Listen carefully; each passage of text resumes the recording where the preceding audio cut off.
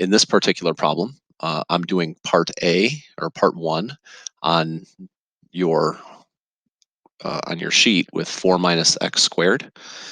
If we look, if I set my interval a to b at negative 10 to 10, so notice that this function is continuous from negative 10 to 10 and differentiable on the open interval negative 10 to 10, I can find some value of c where the slope of my secant line is equal to the slope of my tangent line.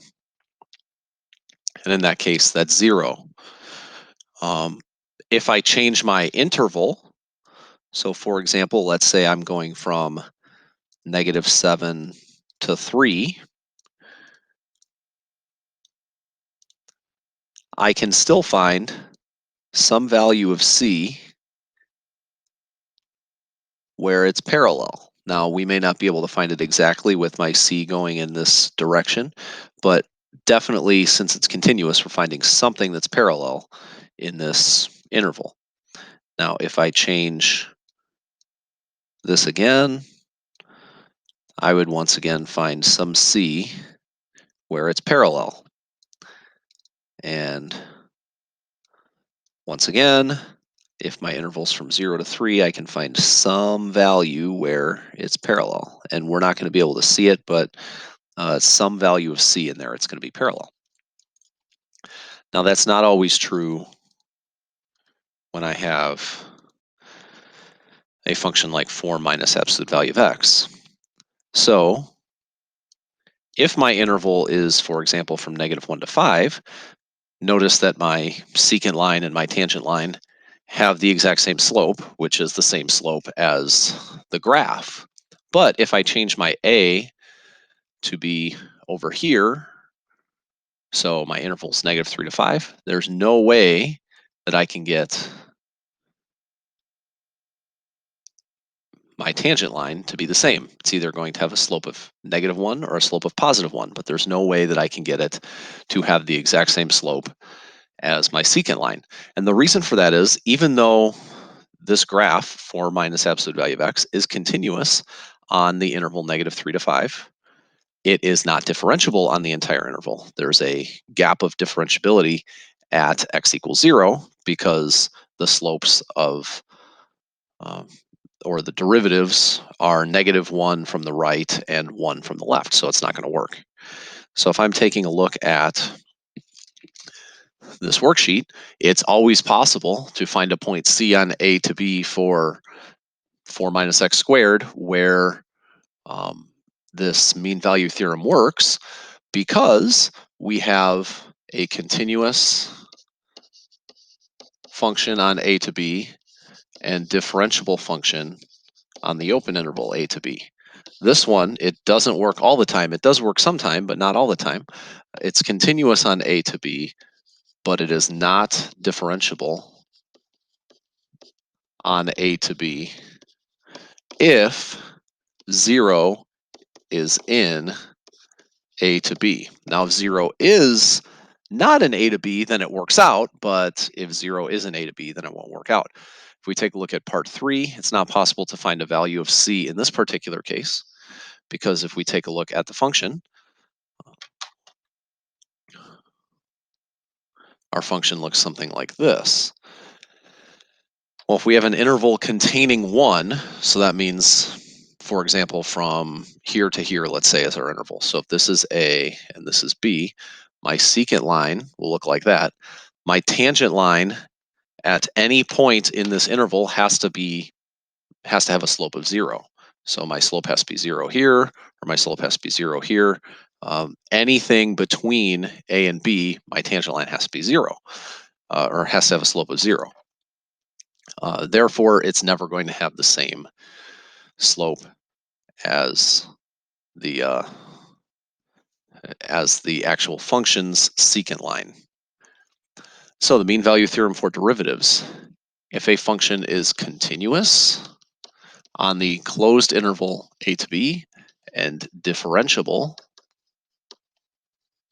on the open interval a to b, then there exists a point C in a comma b where the slope of the tangent line is equal to the slope of the secant line. In other words, there's a point C in A comma B such that the derivative, this is the slope of the tangent line, is equal to f of b minus f of a over b minus a, which of course represents the slope of the secant line. Let's do some problems.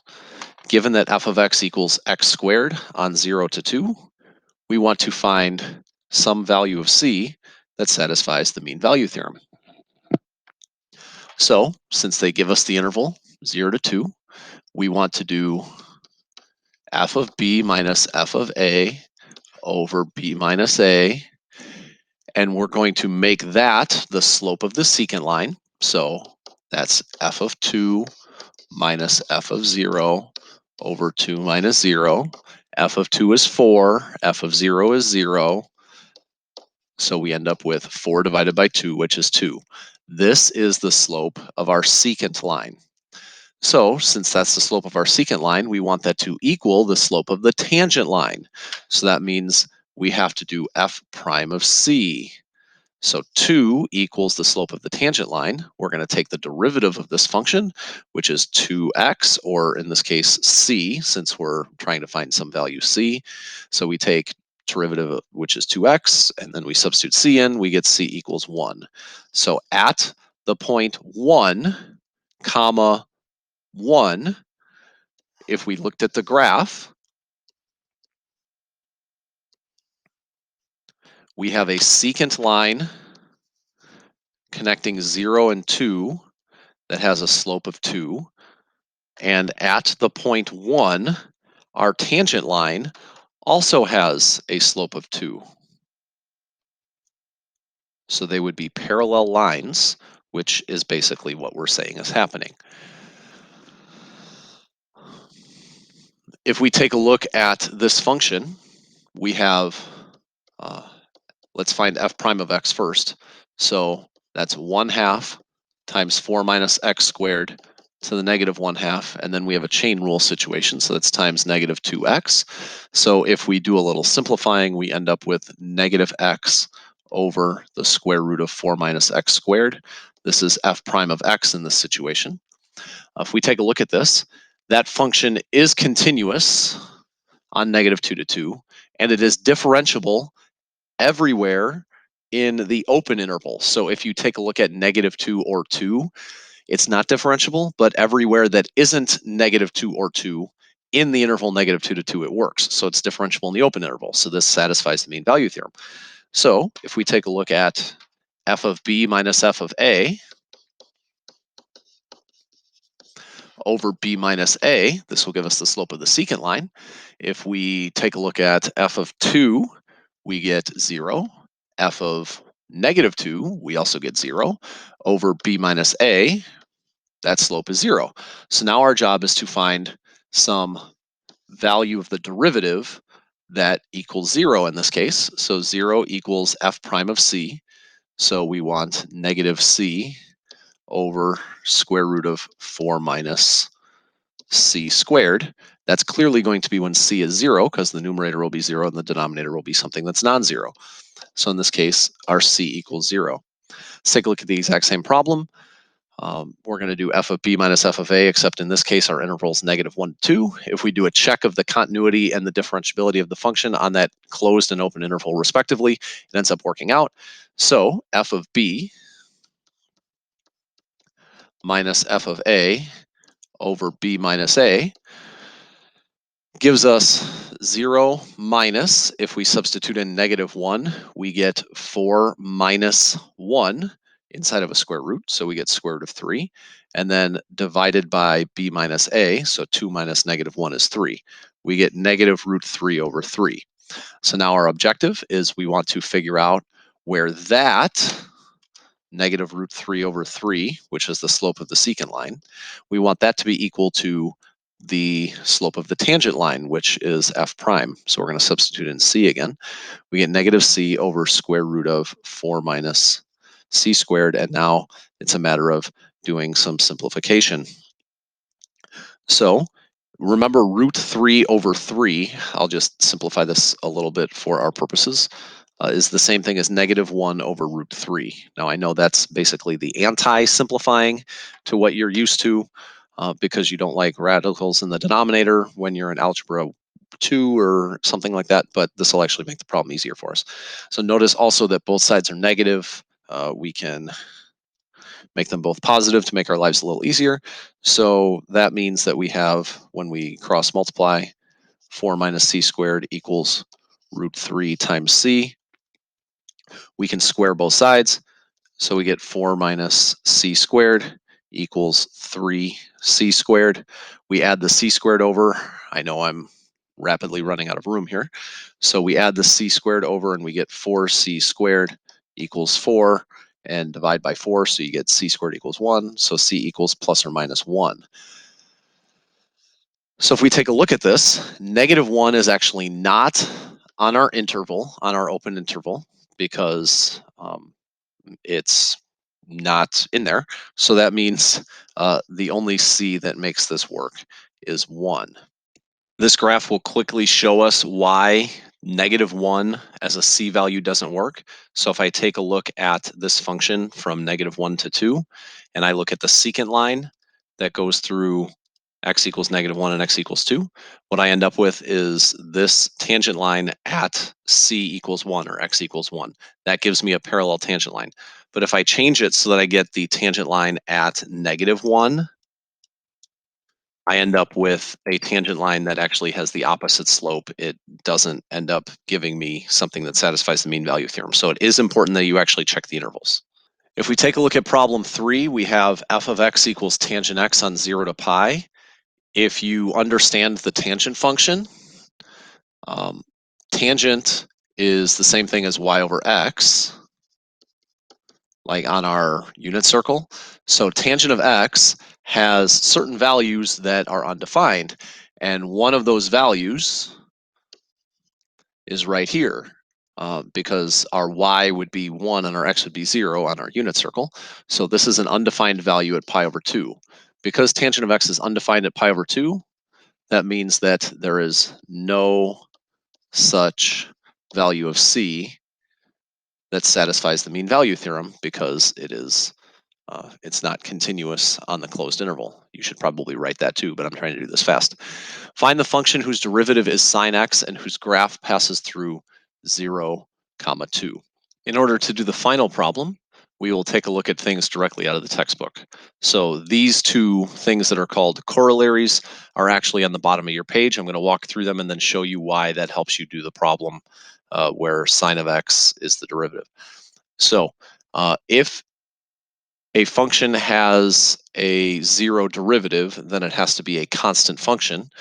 So basically what we can do is if we have any 2 points, x1 and x2, by the mean value theorem, we can say that if we have a point C for which x1 and x2, where this holds, and we know that the derivative is 0, then by default, f of x2 minus f of x1 must equal 0. So the numerator must equal 0. And since that must equal 0 by the mean value theorem, since we have a function that has a 0 derivative at every point, which means that it's continuous and differentiable at every point, since this top must equal 0, then we can just solve and we get for every point x1, x2, f of x1 equals f of x2. So therefore, we have to have a constant function.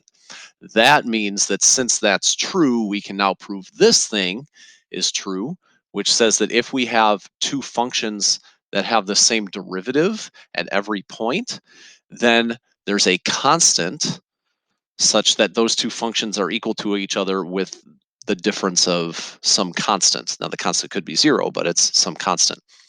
And the proof is if you take some function h and let it equal these 2 functions f and g that have the same derivatives, then we know that at each point h prime equals f prime minus g prime, which has to be true because h equals f minus g, and we take the derivative, and we just take the derivative of each part. Since we know that these two derivatives are equal, we can set this equal to 0. So because we know that h equals f minus g, and we know that there is a constant such that h has to equal c, since this was true from the previous corollary, thus h equals f minus g equals a constant, which means that f equals g plus a constant. And then there's an example down here that you could read through. That then leads us to the problem that you have on your worksheet. Since f has the same derivative as g, and g we're calling in this case negative cosine theta. So notice if you have negative cosine theta or negative cosine x, and we take the derivative of this, we get sine of x. That's true all the time. Since that's true, this function f has to be negative cosine x, so f of x has to be negative cosine x plus some constant c. So now we just substitute in the point 0, 2. So 2 equals negative cosine of 0 plus c. Cosine of 0 is 1, so 2 equals negative 1 plus c. We add the 1 over and we get c equals 3. So that means our function is negative cosine x plus 3.